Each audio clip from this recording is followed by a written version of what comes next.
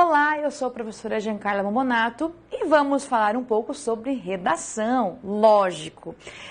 O nosso material de apoio é aqui o nosso livro, Teoria e Texto, Redação. E nós temos aqui redação para vários tipos de processos seletivos. O que eu vou destacar na nossa aula de hoje? Eu vou destacar aqui algumas formas de você dissertar. Então, o nosso foco aqui de hoje é falar sobre o texto dissertativo, tá? Por que o texto dissertativo? Porque ele é o mais cobrado. 99% das vezes você vai ter texto dissertativo, tá? E, claro, o que é importante para entender texto dissertativo? Antes de mais nada, o essencial é você entender o tipo de proposta que você tem. Então, às vezes, o que acontece? Às vezes a gente acaba escrevendo um texto de forma errada ou não consegue fazer um bom texto, por quê? A gente não entende a proposta. O que é que a banca espera que você faça, o que é que ela quer que você faça. Então, nós temos vários tipos de proposta. Eu posso ter uma proposta a partir de uma pergunta, a partir de alguns tópicos explícitos. Eu posso ter uma proposta que é um estudo de caso. Nós temos vários tipos de propostas. Então, o que eu vou falar sobre hoje? Nós temos aqui na página 100 uma forma de proposta muito comum, que é o quê? Dissertar a partir de uma declaração. O que é isso? A partir de uma declaração é porque a banca coloca para você uma frase declarativa e joga. E aí é você que tem que construir tudo no seu texto. Então, quando eu falo em frase declarativa, eu estou falando assim, a banca joga para você um tipo de uma frase, pode ser uma frase verbal, geralmente uma frase nominal, que não tem nada assim de determinação, é uma frase bem genérica, bem ampla, e é você que tem que fazer o quê? Especificar. Então, é uma proposta que dá trabalho. Além de fazer o texto, você precisa entender a proposta. Então, cuidado. Quando você tem uma frase declarativa para você fazer uma redação, o que você tem que lembrar? Busque primeiro quais são os substantivos que você encontra, tá? Ali nessa declaração. E outra coisa importante, você tem que fazer algumas relações, tá? Tem que fazer alguns tipos de relações entre as palavras e entender o que é que a banca trouxe ali. Geralmente, a banca trabalha com substantivos e atribui ou algum adjetivo, ou às vezes ela especifica um assunto. Então, o que você tem que cuidar? Quando é uma declaração, tenha atenção especial aos substantivos e veja qual a relação que eu posso fazer. E a frase declarativa, claro, a intenção dela é que você, a partir dessa frase, você especifique, você selecione o que é mais relevante. Então, um cuidado bem grande.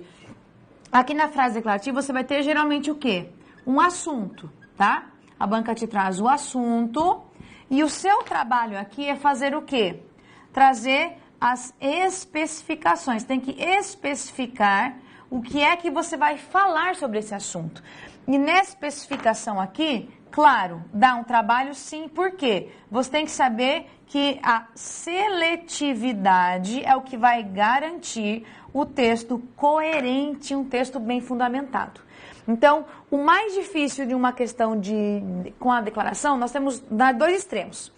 Ou você pega uma frase declarativa que você olha assim, não sabe nem por onde começar, assim, e agora? Como que eu começo? Eu nem sei por onde começar.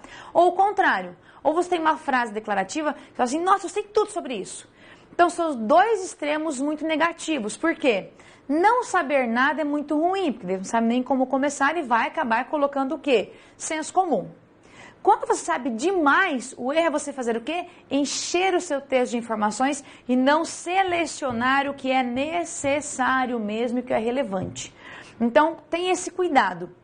Quando é uma frase declarativa, nem pode ser nem o excesso, nem a falta. Você tem que ter um equilíbrio entre as informações escolhidas, por isso que eu destaco aqui, ó. A seletividade de informações é o mais importante quando você trabalha com texto em que você tem uma frase declarativa, tá? Aí, nós temos aqui no nosso material alguns exemplos, tá? tá? Então vamos lá. Na página 102, nós temos uma proposta aqui já cobrada em prova, tá? E o tema é o seguinte, então eu vou ler para você a proposta para você acompanhar na página 102. A ideia de literatura foi se moldando em função da história, das condições sociais, da figura do escritor e do leitor, do papel da palavra escrita e assim por diante. Transformado em produto, em simples mercadoria, o livro foi perdendo sua aura sagrada. Literatura é um fato da cultura humana, um objeto contingente, ao sabor da história e dos valores de seu tempo. Aí você fala assim, credo, mas é sobre literatura? Sim, é um texto da FCC, uma prova da FCC, para analista judiciário. Então veja que você pode ter qualquer assunto, não importa o cargo que você tenha, o assunto pode vir de várias maneiras. Com base no que está transcrito acima, redija um texto dissertativo argumentativo a respeito do seguinte tema. Então, vamos lá. Temos aqui, ó, a literatura no momento histórico atual. Tá, vamos verificar agora então como é que eu posso entender agora, como é que eu posso fazer e organizar o meu texto desse jeito. Vamos lá. Primeira coisa que você tem que fazer, qual é o meu assunto básico? Meu assunto básico aqui é literatura, tá? Beleza. Então, a banca espera que você tenha como assunto a literatura. Mas a literatura em qualquer circunstância, não. Ela quer que você fale do momento atual, momento histórico atual. Então, não é para você ficar falando, por exemplo, da literatura lá, sei lá, do século XVIII, literatura lá não sei de quando, não é para fazer isso. A banca já delimitou para você o momento histórico, o momento atual. Então, não posso falar do que eu quiser, eu tenho que sempre vincular agora. Beleza. Nesse ponto aqui, o que você tem que ter um cuidado? A banca, você veja que é uma prova para analista judiciário. E a banca não espera que você traga, por exemplo, conceitos de literatura, conceitos ligados a quem é formado em literatura. Não é isso, tá? A banca quer que você relacione a literatura com um contexto atual. Então, sempre que você trabalha com um assunto assim, a banca não vai esperar que você faça, não é uma questão teórica, por exemplo. É uma questão em que espera que você consiga contextualizar. Então, o que eu posso fazer sobre isso daqui? Primeiro, aí você tem que elencar. Pegou uma proposta dessas, né? Você não vai olhar assim, meu Deus, o que eu vou fazer agora? Vou chorar, não sei nem como começar. Não. Tente relacionar agora a literatura com alguns aspectos, com alguns setores ou alguns momentos. Por exemplo, vamos elencar aqui. Eu posso falar que a literatura está ligada, por exemplo, à cultura, tá? Eu posso mostrar que a literatura, ela existe de acordo com o lugar em que ela está. Então, por exemplo, aqui no Brasil nós vamos ter alguns tipos de livros literários. Se eu pegar aí o norte-americano, eles vão ter outros tipos de livros literários. Se eu pegar Portugal, outros tipos. Se eu pegar outros países, islamismo, né? Se eu pegar cada contexto que eu trabalho, em cada lugar, a literatura vai ter uma característica diferente. Então, quer dizer que o elemento cultural influencia sim no tipo de literatura que eu tenho. Na escolha dos personagens, das histórias, na escolha do que é discutido, tá? Então, uma forma de você mostrar que a literatura, uma história atual, depende, claro, da cultura que ela está inserida, tá? A escrita mesmo, os livros são voltados a isso. Beleza. Então, é uma forma de eu falar. Outra coisa, posso falar que a literatura, ela também está relacionada ao lazer. Lógico, existem pessoas que leem simplesmente por lazer.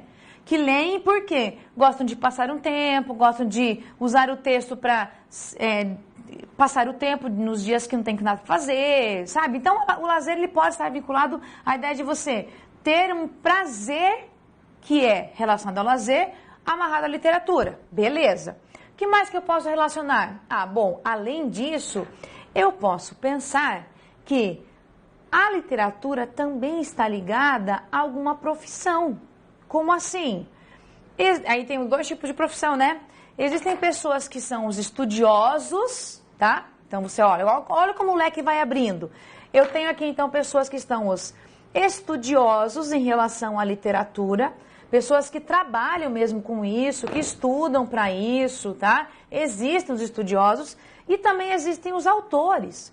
E pessoas que vivem da literatura, que escrevem e vivem disso. Então, eu já tenho outra forma de trabalhar. Eu tenho aqui, ó, cultura, lazer, profissão. Outra coisa importante, nós também temos um mercado editorial. Como assim? Existem, claro, editoras que lucram vendendo os livros. Então, eu tenho mercado editorial. Existe, sim, um lucro a partir disso. Existem pessoas que vendem, que alcançam lucros a partir disso. Então, olha como você pode relacionar a literatura com vários aspectos. Eu não preciso explicar o que é literatura, nem dizer os momentos literários, nada disso. A ideia é que eu consiga fazer o quê? Relacionar o assunto a situações atuais, não lá de 200 anos, as situações atuais, só que eu tenho que especificar. Claro, eu nem vou conseguir falar de tudo isso no texto, mas você vai elencando possibilidades. Então, eu posso falar da cultura, posso falar do lazer, posso falar da profissão, posso falar do mercado editorial. Então, eu posso mostrar que a literatura, ela também tem essa importância. Também, olha só, também posso amarrar o lado social. Como assim? Muitas vezes, alguns textos literários, eles têm a função social de valorizar as minorias, de evitar a discriminação, valorizar a diversidade. Então, eu também tenho esse lado social. Olha quanta coisa eu posso fazer aqui, tá? Tem muito mais coisa. Posso falar que a literatura pode ser um objeto de conhecimento. Nossa, tem muitas coisas que eu posso falar sobre. O importante é o quê? Quando você pegar uma questão assim, uma proposta assim, não se desespere e não feche as suas possibilidades. Tem que abrir as possibilidades. Então, ó, eu posso elencar mais muitas coisas. Na hora de construir o texto, é que você tem que escolher. Então eu quero fazer assim. Eu vou fazer em um parágrafo falar sobre a profissão, lado profissional. Em outro parágrafo eu quero falar sobre o lado social. E em outro eu quero falar sobre o lado cultural. Então eu posso fazer isso.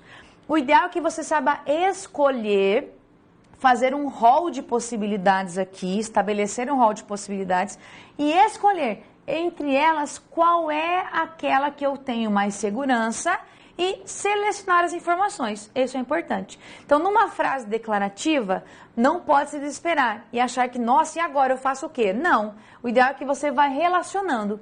E uma sugestão, uma dica. Relacione o assunto a aspectos, o que tem a ver com a sociedade, com o aspecto social, econômico, financeiro, político, cultural, tudo isso. Você consegue relacionar? Sim. Eu nem ainda coloquei educação aqui, eu podia colocar muito bem o lado da educação. Porque a literatura, ela ainda é um assunto que faz parte do currículo escolar, por exemplo. Eu nem coloquei ainda aqui, mas faz parte. Então, veja como eu tenho tantas coisas aqui para serem ditas, tá? Nós temos aí hoje ainda o Prêmio Nobel de Literatura, existe isso ainda todo ano. Então, tem muita coisa que você pode dizer, mesmo não dominando nada, não precisa nem falar dos períodos literários, por exemplo, não precisa nem citar autor aqui, desde que você consiga fazer essa relação do assunto com aspectos voltados à sociedade. Sempre faz assim, uma dica, sempre pegue esse assunto aqui, ó, e veja o que eu posso relacionar esse assunto com a sociedade, tá? Pronto, aí você consegue estabelecer um parâmetro aqui. Então, o ideal, frase declarativa, você tem que dar condições, tem que, como posso falar assim, esse assunto aqui, ele parece estar lá no céu, lá em cima, assim, você não consegue nem alcançar. Você tem que trazer o quê? Trazer para cá, trazer para a terra, com o quê? Com elementos palpáveis, sabe? Com coisas práticas. Aí você consegue fazer um bom texto. O ideal sempre é assim, contextualize o seu assunto e traga as informações aqui, tá? No texto aqui, nosso material no livro, você vai encontrar aqui, você tem um texto lá que é o papel da literatura, legal para que você leia, por exemplo, saiba um pouco sobre isso e consegue aí ter uma noção do que é esse assunto. Mas, claro, a produção de texto sempre tem que estar organizada. E aqui é uma forma de você fazer isso, tá? Elencar as possibilidades a partir daquele assunto. Isso vale muito a pena. Aí nós temos outro aspecto legal, outra proposta que aparece aqui, que é o seguinte. Na página 103 está assim, ó. O exercício do humor nas relações sociais. Daí sim, né? Vamos falar a verdade. Você está lá na hora da prova. Ó, isso aqui é para técnico judiciário. Então veja que não tem assim, não tem nada a ver o cargo aqui. A ideia é que você consiga entender que um assunto ele pode estar amarrado a qualquer coisa. Então, o que tem de base aqui, tá assim? Texto 1. Rindo, corrigem seus costumes. Este era o lema em que se pautava na antiguidade clássica grande parte das sátiras. Texto 2. O maior inimigo do riso é a emoção. A indiferença é seu ambiente natural. Isso não significa negar, por exemplo, que não se possa rir de alguém que nos inspire piedade ou mesmo afeição. Apenas, no caso, será preciso esquecer por alguns instantes essa afeição ou emudecer essa piedade. O que acontece aqui? Daí você olha essa frase e pensa, agora eu faço o que aqui? Eu não sei nem como fazer isso. Aqui nós temos no material um comentário sobre o assunto. Por exemplo, para a construção deste texto, o candidato deve inicialmente interpretar a proposta. Esta declaração trata do humor de forma diferente daquela que associa essa ideia à piada ao riso de modo divertido. O humor, nesse caso, está lá da positividade das relações, a alegria e a forma bem-humorada de viver em sociedade. O candidato deverá apresentar em um recorte em particular, fazer uso de alguns pontos relevantes na sua opinião. O que acontece aqui? Quando a gente fala em humor nas relações sociais, cuide que o humor não é somente dar risada de alguma coisa, tá? O humor, aí você viu que no texto 1, você tem lá uma palavra bem interessante que é sátira, tá? Então pensa assim, nós temos o humor. O meu assunto principal aqui é o humor. E olha só que legal, a banca fala o exercício do... O que é o exercício do humor? É a prática disso. Você ter uma prática de humor. Onde? Nas relações sociais. Quando eu falo em relações sociais, estou falando do quê? Relação entre família, no ambiente de trabalho, no ambiente de estudo, na escola, em vários momentos, tá? Então, quando eu falo em relações sociais, você pensa que nós estamos falando de muitas coisas, não é somente no emprego, estou falando de várias situações. Então, aqui, a banca mostra assim, o seguinte, a prática do humor nas relações sociais. O que é que isso traz de efeito, de consequência? É uma consequência positiva ou negativa? Aí você tem que saber o seguinte, aqui o humor não é dar risada de uma piadinha comum. Aqui o humor é amarrado à ideia de você ter construções que envolvam muito a crítica. Então, por exemplo, eu posso amarrar o humor aqui, ó, algumas situações bem interessantes. Uma delas é a crítica. Eu posso usar o humor para fazer uma crítica social? Posso sim. Nós temos vários exemplos disso.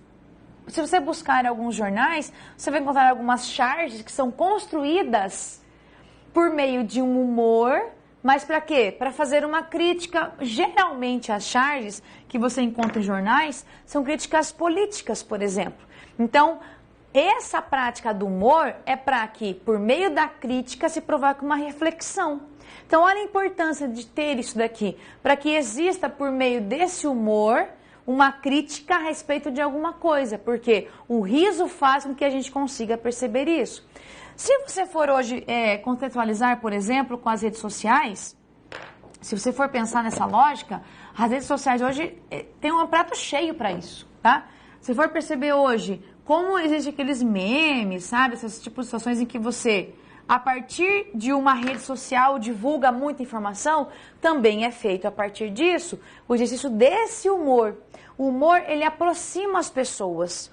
Por quê? As pessoas, contextualmente, assim, geralmente as pessoas gostam de ter ideias que trabalhem com riso, mas o riso de forma debochada mesmo.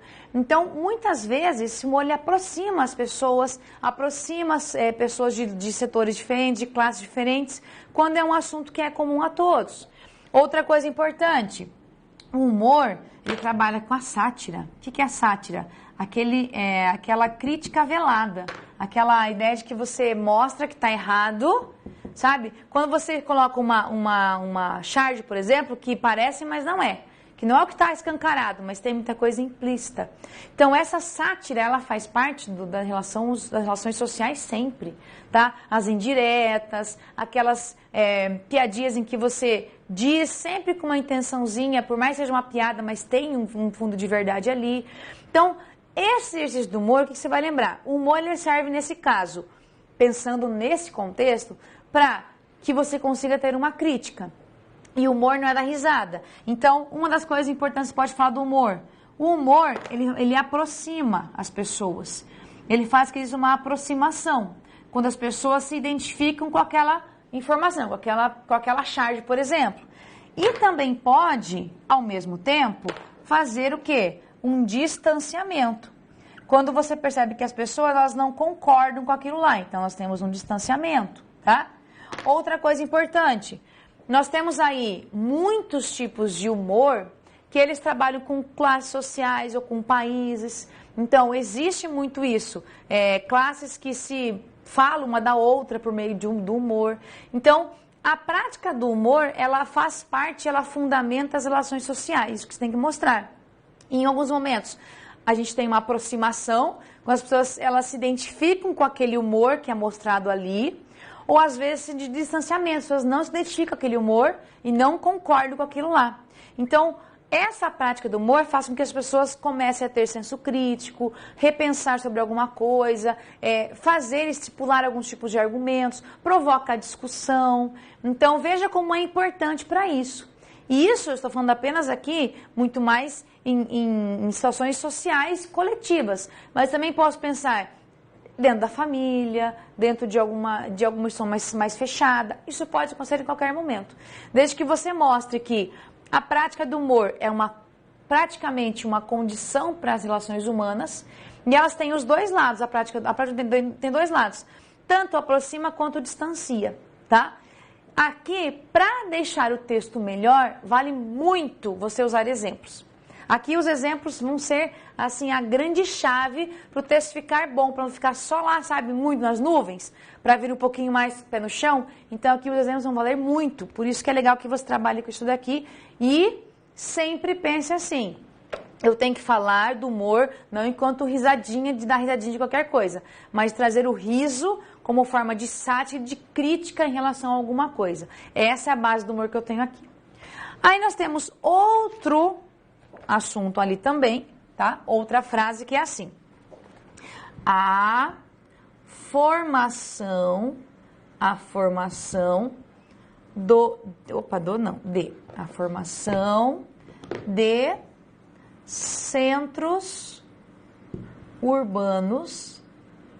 de centros urbanos sustentáveis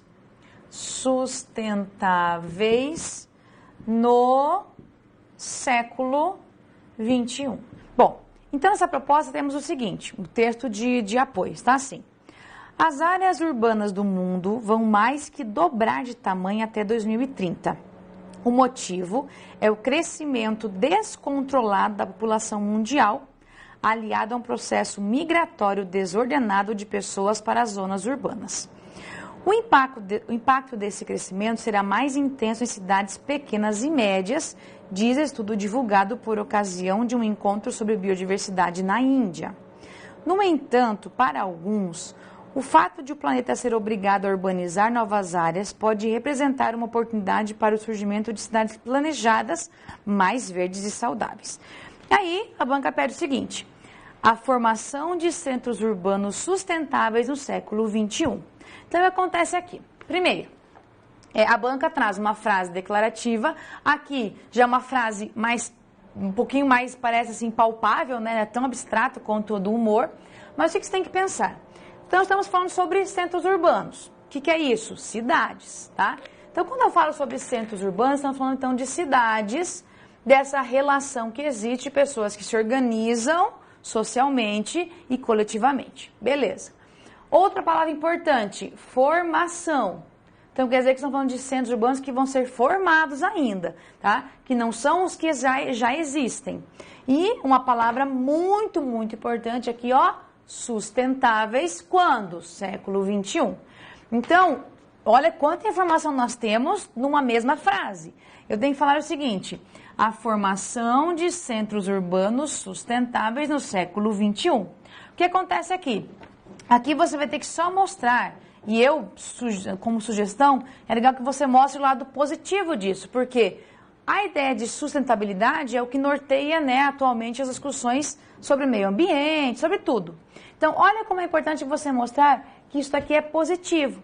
Então, nós temos alguns centros urbanos sendo formados, né, eles são lugares, por exemplo, em que você tinha quase nada de população, eles estão sendo incentivados a irem a esses lugares, e isso tudo pensando na sustentabilidade. Por quê? Nós temos aí grandes centros urbanos hoje, grandes centros que já estão com caráter de metrópoles, megalópolis, são grandes cidades.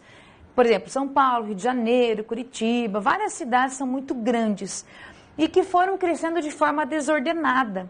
Então você tem assim, problemas sérios de saneamento, de estruturas de transporte público que não existem vias adequadas,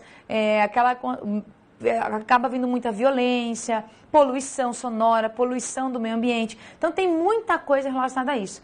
O que você vai fazer aqui? Mostrar como isso é positivo, que haja centros urbanos que sejam pensados de forma sustentável. Ou seja, você já planeja a formação de um centro urbano, não assim, vamos lá, nós vamos nos agrupar aqui no lugar e vamos fazendo uma cidade. Não.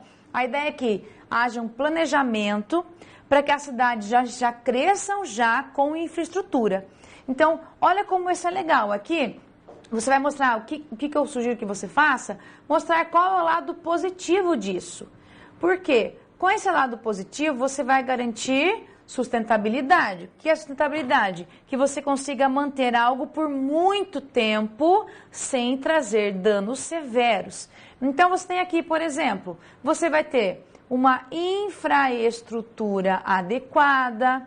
Então, você vai ter uma estrutura que garanta que uma cidade tenha toda uma dinâmica social bem interessante. Você vai ter o quê? Uma coisa legal, você vai evitar problemas, por exemplo, relacionados ao meio ambiente, à poluição, tá? Você vai garantir, por exemplo, a mobilidade urbana, que é um dos assuntos muito discutidos nos grandes centros. Então, veja quanta coisa você pode falar de positivo de haver centros urbanos que são pensados antes de, não vamos lá fazendo de qualquer jeito, que eles garantam a sustentabilidade. Então, aqui é uma frase bem simples e a ideia também é muito simples. Não precisa fazer nada assim, nossa, não. Aqui o simples vai valer a pena, vai ser o que vai garantir o seu bom texto. De você mostrar como é positivo que haja centros urbanos que são pensados de maneira sustentável para que você consiga, no século XXI, ter cidades bem organizadas. Aí você vai evitar problemas, aí saneamento básico, problemas sérios que hoje existem e que poderiam ser evitados se houvesse, sim, uma formação planejada. Então, vimos aqui 3 exemplos.